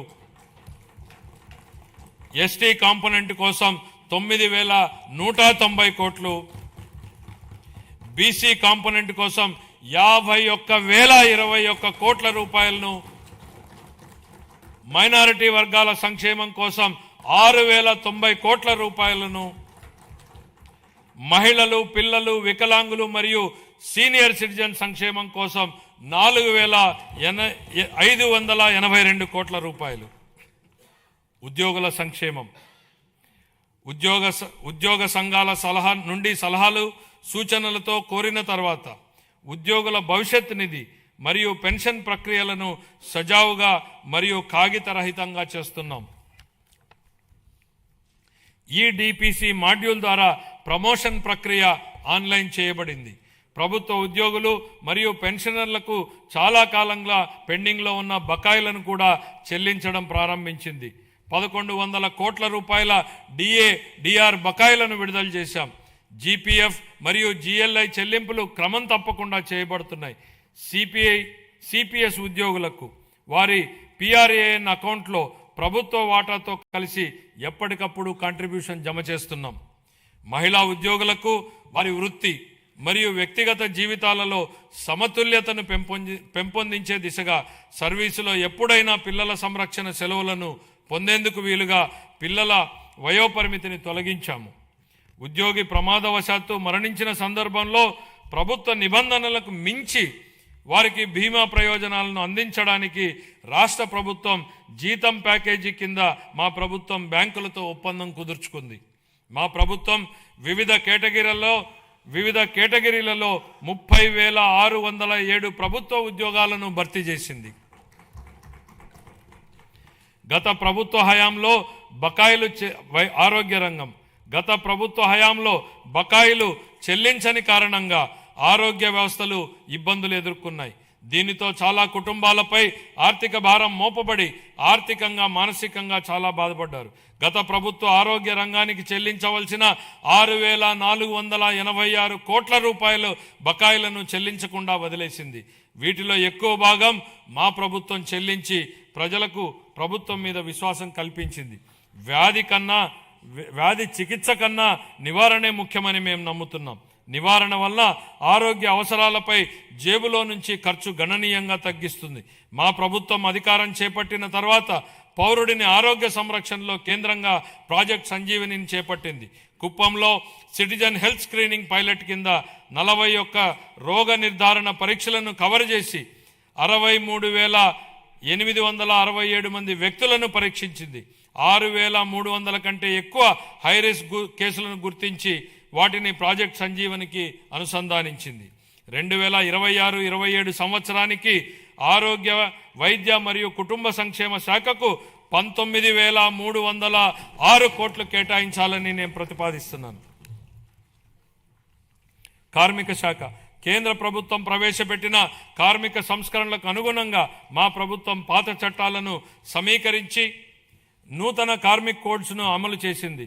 కార్మికుల సంక్షేమాన్ని మరింత బలోపేతం చేయడానికి కొత్త ఈఎస్ఐ వైద్య సేవా సదుపాయాలను ప్రారంభిస్తున్నాం. విజయనగరం, గుంటూరు, నెల్లూరు జిల్లాల్లో 100 పడకల ఆసుపత్రులు, కర్నూలు, శ్రీ సిటీ, అచ్యుతాపురం, శ్రీకాకుళం ప్రాంతాల్లో 30 పడకల ఆసుపత్రులు ఏర్పాటు చేయబడుతున్నాయి. తిరుపతి ఈఎస్ఐ ఆసుపత్రిని 50 పడకల నుంచి 100 పడకలకు విస్తరించడం ద్వారా రాయలసీమ ప్రాంతంలో ద్వితీయ శ్రేణి వైద్యుల సేవల అందుబాటు గణనీయంగా మెరుగుపడింది. 26-27 ఆర్థిక సంవత్సరానికి కార్మిక శాఖకు 735 కోట్లను కేటాయించాలని నేను ప్రతిపాదిస్తున్నాను. గృహ నిర్మాణం 2019-24 మధ్యకాలంలో గృహ నిర్మాణ పథకాల కోసం కేటాయించిన 3,300 కోట్లను ఇతర ప్రయోజనాలకు మళ్లించారు. జూన్ 24 నుండి ఆ నిధులను గృహ నిర్మాణానికి వినియోగించి 3 లక్షల ఇళ్ల నిర్మాణాన్ని పూర్తి చేశాం. సుమారు 6 లక్షల లబ్ధిదారులపై ఆర్థిక భారం తగ్గించేందుకు ఎస్సీ, బీసీ వర్గాలకు అదనంగా 50,000, ఎస్టీలకు 75,000, పీవీటీజీలకు ₹1,00,000 ఆర్థిక సహాయం అందిస్తున్నాం. వచ్చే సంవత్సరంలో మరో 6 లక్షల ఇళ్లను పూర్తి చేయాలని లక్ష్యంగా పెట్టుకున్నాం. అలాగే ప్రతి అర్హుడైన కుటుంబానికి PMAY గ్రామీణ పథకం కింద ఇళ్లను మంజూరు చేస్తాం. 26-27 ఆర్థిక సంవత్సరానికి గృహ నిర్మాణ శాఖకు 6,357 కోట్ల రూపాయల కేటాయింపును ప్రతిపాదిస్తున్నాను. ఎనర్జీ ఆధునిక అభివృద్ధికి ఎనర్జీ ప్రాణాధారం. ఎనర్జీ భద్రత అంటే ఆర్థిక భద్రత. వ్యవసాయం, పరిశ్రమలు, సేవా రంగం, విద్య, ఆరోగ్యం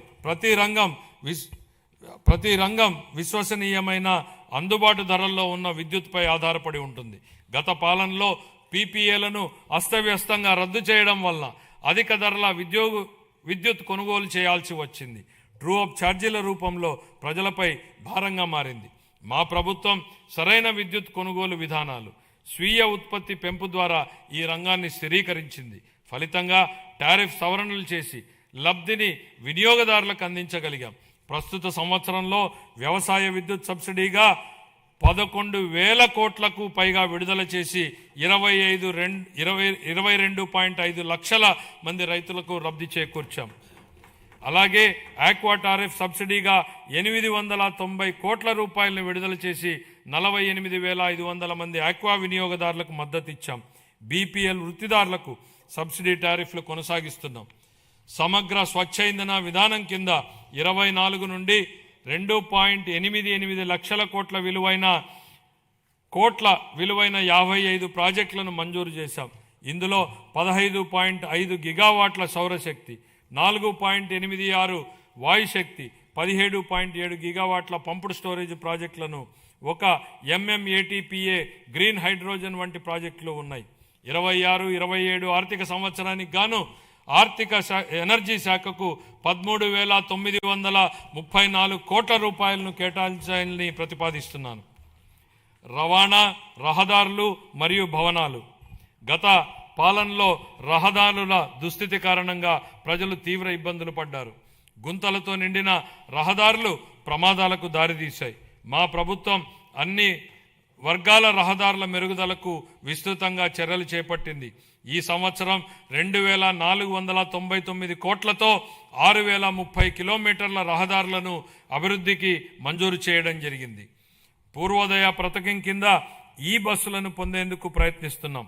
అదనంగా PM ఈ బస్ సేవా పథకం కింద 11 ప్రధాన నగరాల్లో 750 ఎలక్ట్రిక్ బస్సులను ప్రవేశపెడతాము. మహిళా సాధికారత భద్రత లక్ష్యంగా ఆగస్టు 15, 2025 నుండి స్త్రీ శక్తి పథకాన్ని ప్రారంభించాం. జనవరి 26 నాటికి దాదాపు 40 కోట్ల మహిళా ప్రయాణికులు ఈ పథకం ద్వారా లబ్ధి పొందారు. 26-27లో MDRలు మరియు రాష్ట్ర రహదారులపై లక్షిత పునరుద్ధరణల ద్వారా గుంతల రహిత రహదారులను నిర్మిస్తాం.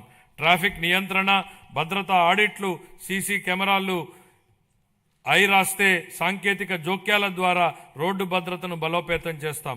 రవాణా రహదారులు మరియు భవనాల శాఖకు 9,856 కోట్ల రూపాయలను కేటాయించాలని ప్రతిపాదిస్తున్నాను.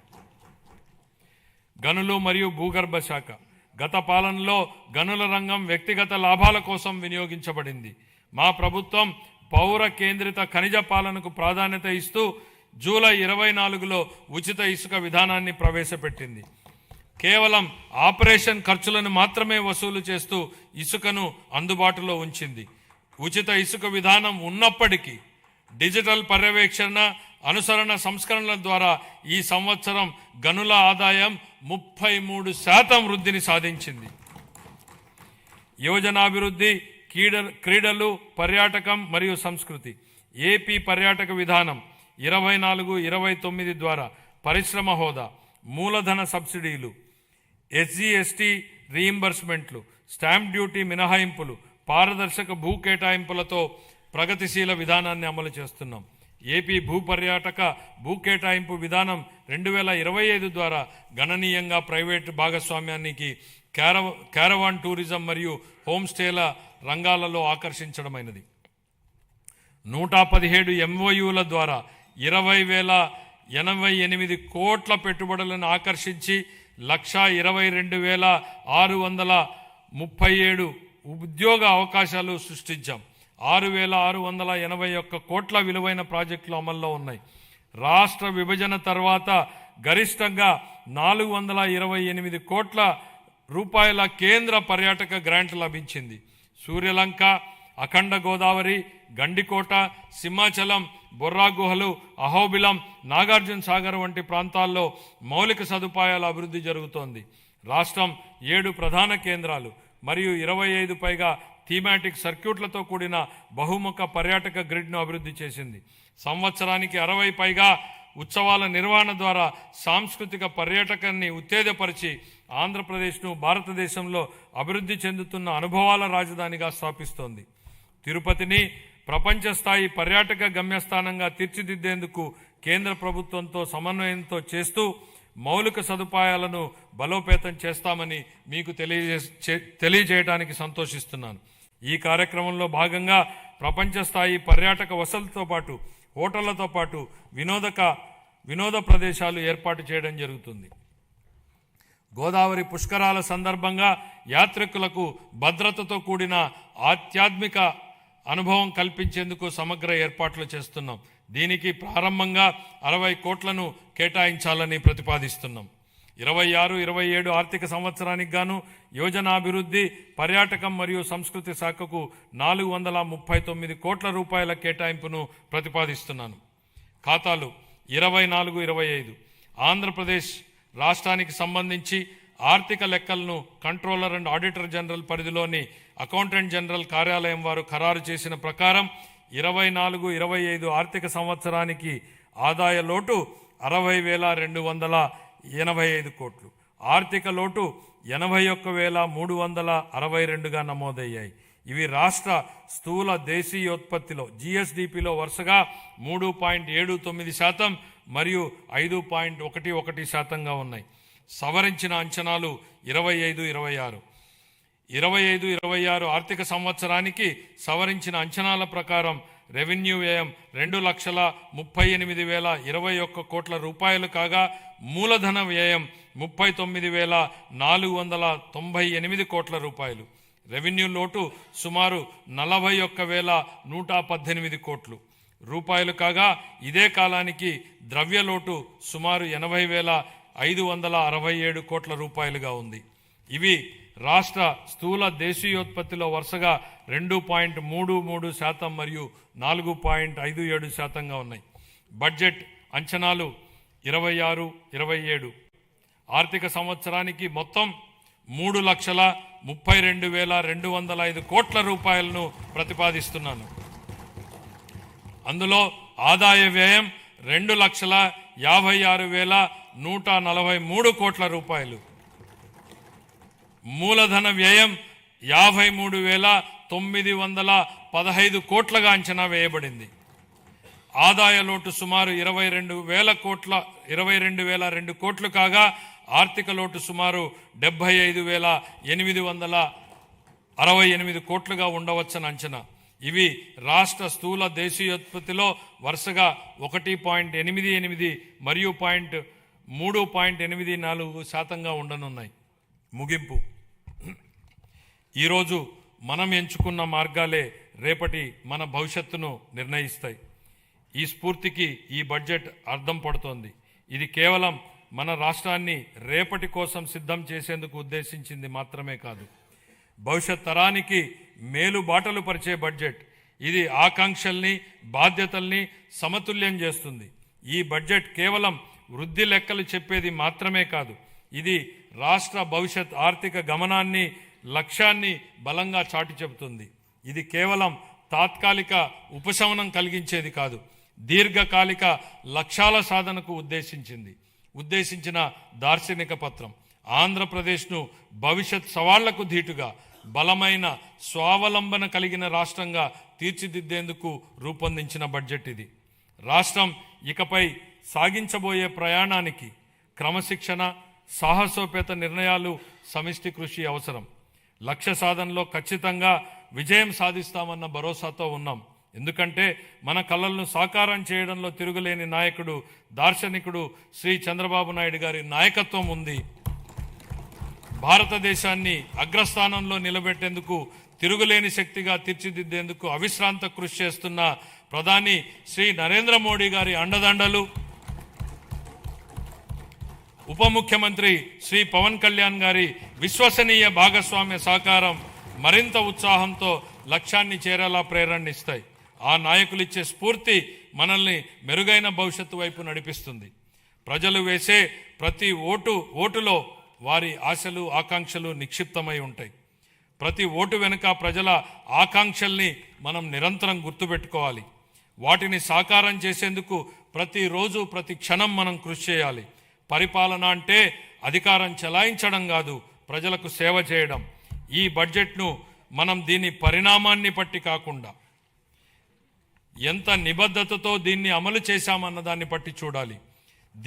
దీనిలో చేసిన ప్రకటనల్ని బట్టి కాకుండా అవి ప్రజల జీవితాలపై ఎలాంటి ప్రభావాన్ని చూపాయన్న దాన్ని బట్టి గుర్తుపెట్టుకోవాలి. ప్రజలు మాపై ఉంచిన అచంచల విశ్వాసానికి కృతజ్ఞతలు తెలియజేస్తూ, వారికి సేవ చేసే భాగ్యాన్ని మాకు కల్పించినందుకు ధన్యవాదాలు తెలియజేస్తూ ఈ బడ్జెట్ను గౌరవ సభ ఆమోదం కోసం సమర్పిస్తున్నాను. జై ఆంధ్రప్రదేశ్, జై హింద్.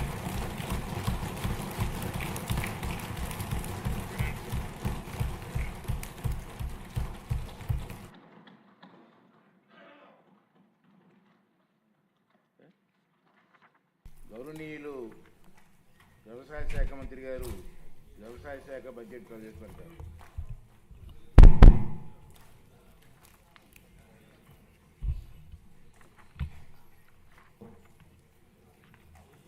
గౌరవ సభాపతి, గౌరవ ముఖ్యమంత్రి వర్యులు, గౌరవ ఉప ముఖ్యమంత్రి వర్యులు, గౌరవ సహచర మంత్రివర్గ సభ్యులు, గౌరవ సభ్యులందరికీ నా హృదయపూర్వక నమస్కారాలు. స్వేదముతో భూమిని సేద్యం చేసి జీవనానికి అన్నం ప్రసాదించే రైతన్నకు నా వందనాలు. దేశానికి ఆహార భద్రతను అందిస్తూ అహర్నిశలు శ్రమించే రైతన్నలకు హృదయపూర్వక నమస్కారాలు అర్పిస్తూ మూడవసారి వ్యవసాయ బడ్జెట్ను ఈ గౌరవ సభలో ప్రవేశపెట్టే అవకాశాన్ని కల్పించిన గౌరవ ముఖ్యమంత్రి శ్రీ నారా చంద్రబాబు నాయుడు గారికి నా కృతజ్ఞతలు తెలియజేస్తున్నాను. వ్యవసాయ ప్రధానమైన మన రాష్ట్రంలో 62% జనాభా వ్యవసాయం అనుబంధ కార్యకలాపాలపై ఆధారపడి ఉన్నారు. వ్యవసాయం లాభసాటిగా మారితేనే గ్రామీణ ఆర్థిక వ్యవస్థ బలపడుతుంది. గ్రామీణ ఆర్థిక వ్యవస్థ బలంగా ఉంటేనే రాష్ట్రం ఆర్థికంగా సుభిక్షంగా ఉంటుంది. రాష్ట్ర ఆర్థిక సౌధానికి మూల స్తంభంగా నిలిచిన వ్యవసాయ రంగాన్ని మరింత పటిష్టం చేసి రైతును రాజుగా నిలబెట్టాలనే సంకల్పంతో గౌరవ ముఖ్యమంత్రి శ్రీ గారి నాయకత్వంలో ఎన్డీఏ ప్రభుత్వంలో వ్యవసాయ అనుబంధ శాఖలు మరింత పురోగతి సాధిస్తున్నాయి. యువత వ్యవసాయం వైపు మరలాలి అంటే వ్యవసాయం లాభదాయ వృత్తిగా మారాలి. రైతును రాజుగా చేయడానికి గౌరవ ముఖ్యమంత్రి గారు రైతన్న మీకోసం కార్యక్రమాన్ని ప్రారంభించారు. ఇందులో పంచసూత్రాలైన నీటి భద్రత, డిమాండ్ ఆధారిత పంటలు, అగ్రిటెక్, ఫుడ్ ప్రాసెసింగ్, ప్రభుత్వం నుంచి మద్దతు అనే అంశాలకి అధిక ప్రాధాన్యత కల్పించి రైతు సంక్షేమం కోసం ప్రభుత్వం కట్టుబడి పనిచేస్తుంది. అందుకు ఆంధ్రప్రదేశ్ ప్రభుత్వం స్వర్ణాంధ్ర 2047 సాధన కోసం రూపొందించినటువంటి 10 సూత్రాల్లో వ్యవసాయ రంగానికి సంబంధించి ఫార్మర్ అగ్రిటెక్ ముఖ్యమైనటువంటి సూత్రం ఉంది. Deep technology, artificial intelligence, internets of things, drones, robotics, ఉపగ్రహ ఆధారిత వ్యవస్థల వంటి ఆధునిక సాంకేతికల ద్వారా వ్యవసాయాన్ని లాభసాయకంగా మార్చడానికి అధిక ఆదాయ రంగంగా తీర్చిదిద్దేందుకు గౌరవ ముఖ్యమంత్రి గారు దిశానిర్దేశం చేస్తున్నారు. ఆహారపు అలవాట్లలో వచ్చిన మార్పుల ఆధారంగా డిమాండ్ ఆధారిత పంటలను రైతులు సాగు చేసేలా తగు చర్యలు తీసుకోవాలని ఆదేశించారు. ఒకప్పుడు ప్రజలకి 3 పూట్ల తిండి దొరికితే చాలు ఆ ప్రభుత్వాలు అత్యంత ప్రభావవంతమైనటువంటి ప్రభుత్వాలుగా భావించబడేవి. కానీ నేడు అంతకు మించి మన విజనరీ సీఎం గారు పురుగు మందులు, ఎరువుల అవశేషాలు లేని అధిక పోషక విలువలు కలిగిన పంటలను సాగు చేసి ప్రధాన లక్ష్యంతో వ్యవసాయ రంగాన్ని నడిపించడం జరుగుతుంది. అందుకు ప్రకృతి వ్యవసాయం, డిజిటల్ పద్ధతులు పాటించడం, సాంప్రదాయ పంటల నుంచి అధిక ఆదాయం చేకూర్చే పంటల సాగు వైపు పంటలను మార్పిడి ప్రోత్సహించడం, పండిన పంటలకు గిట్టుబాటు ధర కల్పించడం, పంట కోత అనంతర నష్టాలను తగ్గించడం, తద్వారా అధిక విలువలు జోడించడం ఈ ప్రభుత్వం యొక్క ప్రాధాన్యతలుగా స్వీకరించాం. రైతు కన్నీరు దేశానికి అవమానమని దాశరథి గారు చేతికి వచ్చే పంటను కాపాడుకోవడానికి చినుకు కోసం రైతు ఆకాశం వైపు ఆశగా చూసే దౌర్భాగ్యం పోవాలి. వ్యవసాయం ఋతుపవనాలతో జోదమనే నాడును పోవాలి. అందుకు మా విజనరీ సీఎం గారు ముందు చూపుతో అటు స్థిరమైన సాగునీటి సౌకర్యాలు కల్పనకు మరియు బిందు సేద్యంపై ప్రత్యేక దృష్టి సారించారు. పోలవరం, పట్టిసీమ, హంద్రీనెవ, ఉందరాంధ్ర సుజల స్రవంతి, వంశధార నాగావళి అనుసంధానం, తోటపల్లి మహేంద్ర తనయ, చింతలపూడి ఎత్తిపోతల పథకం, వంశధార పేజ్ 1 and 2, శ్రీశైలం, ధవళేశ్వరం గేట్లు పునరుద్ధరణ, వెలుగొండ, తారకరామ సాగర తీర్థం వంటి ప్రాజెక్టులు పూర్తి చేసి ప్రతి ఎకరానికి సాగునీరు అందించేందుకు చర్యలు తీసుకుంటున్నాం. ఆంధ్రప్రదేశ్ రాష్ట్రం జిఎస్డిపి 17,62,350 కోట్ల రూపాయలు 2025-26 మొదటి ముందస్తు అంచనా ప్రస్తుత ధరలో నమోదు కాగా వ్యవసాయ రంగం వాటా 33.2%తో 5,39,454 కోట్ల రూపాయలు అందించింది. భారతదేశం యొక్క వ్యవసాయ రంగం వృద్ధి రేటు 0.80% కాగా మన ప్రభుత్వం తీసుకున్న చర్యల వలన మన రాష్ట్ర వ్యవసాయ రంగం వృద్ధి రేటు 7.83%గా నమోదయ్యింది. దేశ వ్యవసాయ రంగం ఉత్పత్తిలో ఆంధ్రప్రదేశ్ రాష్ట్ర వాటా 10% అని గర్వంగా తెలియజేస్తున్నాను. అధ్యక్ష, ఆంధ్రప్రదేశ్ రాష్ట్రం జిఎస్డిపి వ్యవసాయం మీద 57,406 కోట్ల రూపాయలు అందించింది. వృద్ధి రేటు పరంగా చూస్తే 3.91%గా నమోదైంది. స్వర్ణాంధ్ర 2047 లక్ష్య సాధనంలో భాగంగా ఈ రంగంలో 15% వార్షిక వృద్ధి రేటు సాధించేందుకు 11 వ్యవసాయ పంటలను గ్రోత్ ఇంజిన్లుగా గుర్తించాం. ప్రతి రైతు కుటుంబానికి సంవత్సరానికి 20,000 చొప్పున అన్నదాత సుఖీభవ పిఎం కిసాన్ పథకం కింద 2025-26 సంవత్సరంలో 2 విడతల వరకు 46.86 లక్షల మంది రైతు కుటుంబాలకు 6,309.44 కోట్ల రూపాయలు చెల్లించాం. 2026-2027 సంవత్సరం గాను 6,600 కోట్ల రూపాయలు బడ్జెట్లో ప్రతిపాదించాం. ధాన్యం సేకరణకు సంబంధించి పాత బకాయిలు 1,674.47 కోట్ల రూపాయలు చెల్లించి రైతులకు ఆదుకున్నాం. గత ప్రభుత్వం రైతుకి ఉన్న చేదు అనుభవాలను తొలగించి 2025-26 సీజన్లో 51 లక్షల టన్నుల ధాన్యం సేకరణ లక్ష్యంతో పనిచేశాం. 11/2/2026 నాటికి 10,571 కోట్ల రూపాయలు 7,31,957 మంది రైతుల ఖాతాల్లో జమ చేశాం. అందులో 55% డబ్బులు 8 గంటల లోపే వేశాం. 38% డబ్బులు 8 నుంచి 24 గంటల్లో జమ చేశాం. రైతన్న మీకోసం కార్యక్రమంలో రైతుకి ఆదాయం పెంచేలా రైతు సేవా కేంద్రం స్థాయిలో ప్రస్తుతం రబీ, రాబోయే ఖరీఫ్, రబీ 3 సీజన్లకు పంట ప్రణాళికను తయారు చేసి అమలు చేయడం జరుగుతుంది. కృష్ణా గోదావరి డెల్టాలో ఖరీఫ్ సాగు కాలానికి ముందుగా తీసుకురావడానికి ప్రయత్నిస్తున్నాం. దీనికి రైతులు సహకారం అవసరం. తద్వారా కోతకాలంలో పంటలు తుఫాను బారి నుంచి రక్షించబడతాయి. భూసారాన్ని అంచనా వేయడానికి 6 లక్షల భూసార పరీక్ష పత్రాలను పంపిణీ చేశాం. 1,250 మెట్రిక్ టన్నులు సూక్ష్మ పోషకాలను ఉచితంగా సరఫరా చేశాం. పొలం పిలుస్తుంది కార్యక్రమం ద్వారా 18 లక్షల మంది రైతులకు విస్తరణ సేవలు అందించాం. ఇప్పటి వరకు 310 కోట్ల రూపాయలు పెట్టుబడి రాయితీ కింద రైతులకు చెల్లించాం. వ్యవసాయ యాంత్రీకరణలో భాగంగా 50% రాయితీతో 136.62 కోట్ల రూపాయలు విలువైన వ్యవసాయ యంత్రాలను సరఫరా చేస్తున్నాం. 80% రాయితీతో 90.4 కోట్ల రూపాయలతో 1,130 కిసాన్ డ్రోన్ కేంద్రాలను ఏర్పాటు చేస్తున్నాం.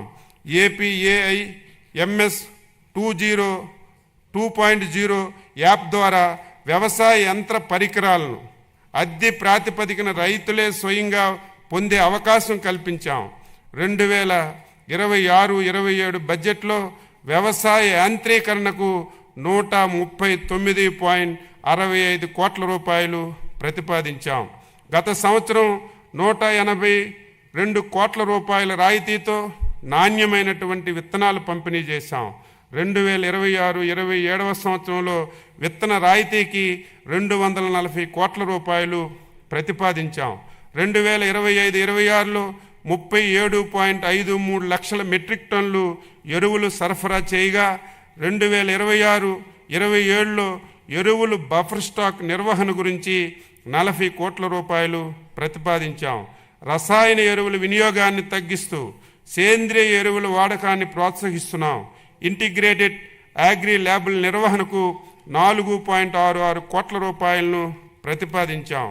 వరి పంట దిగుబడిని శాస్త్రీయంగా అంచనా వేయడానికి ఉపగ్రహ సాంకేతిక సాయంతో ఎస్టెక్ విధానాన్ని రాష్ట్రంలో 10 జిల్లాల్లో అమలు చేస్తున్నాం. 2026-27లో పంటల బీమా పథకం అమలు కొరకు 250 కోట్ల రూపాయలని ప్రతిపాదించాం. 8,489 రైతు సేవా కేంద్రాల నిర్వహణకు 2026-27లో 15.68 కోట్ల రూపాయలను ప్రతిపాదించాం. వడ్డీ లేని రుణాల పథకానికి 250 కోట్ల రూపాయలు ప్రతిపాదించాం. స్మార్ట్ అండ్ ప్రెసిషన్ అగ్రికల్చర్ ఈ పంట యాప్లో తీసుకువచ్చినటువంటి కొత్త ఫీచర్ల ద్వారా రైతు తమకు తామే పంట నమోదు చేసుకోవడానికి, ధృవీకరించుకోవడానికి, ఫిర్యాదులు చేయడానికి అవకాశం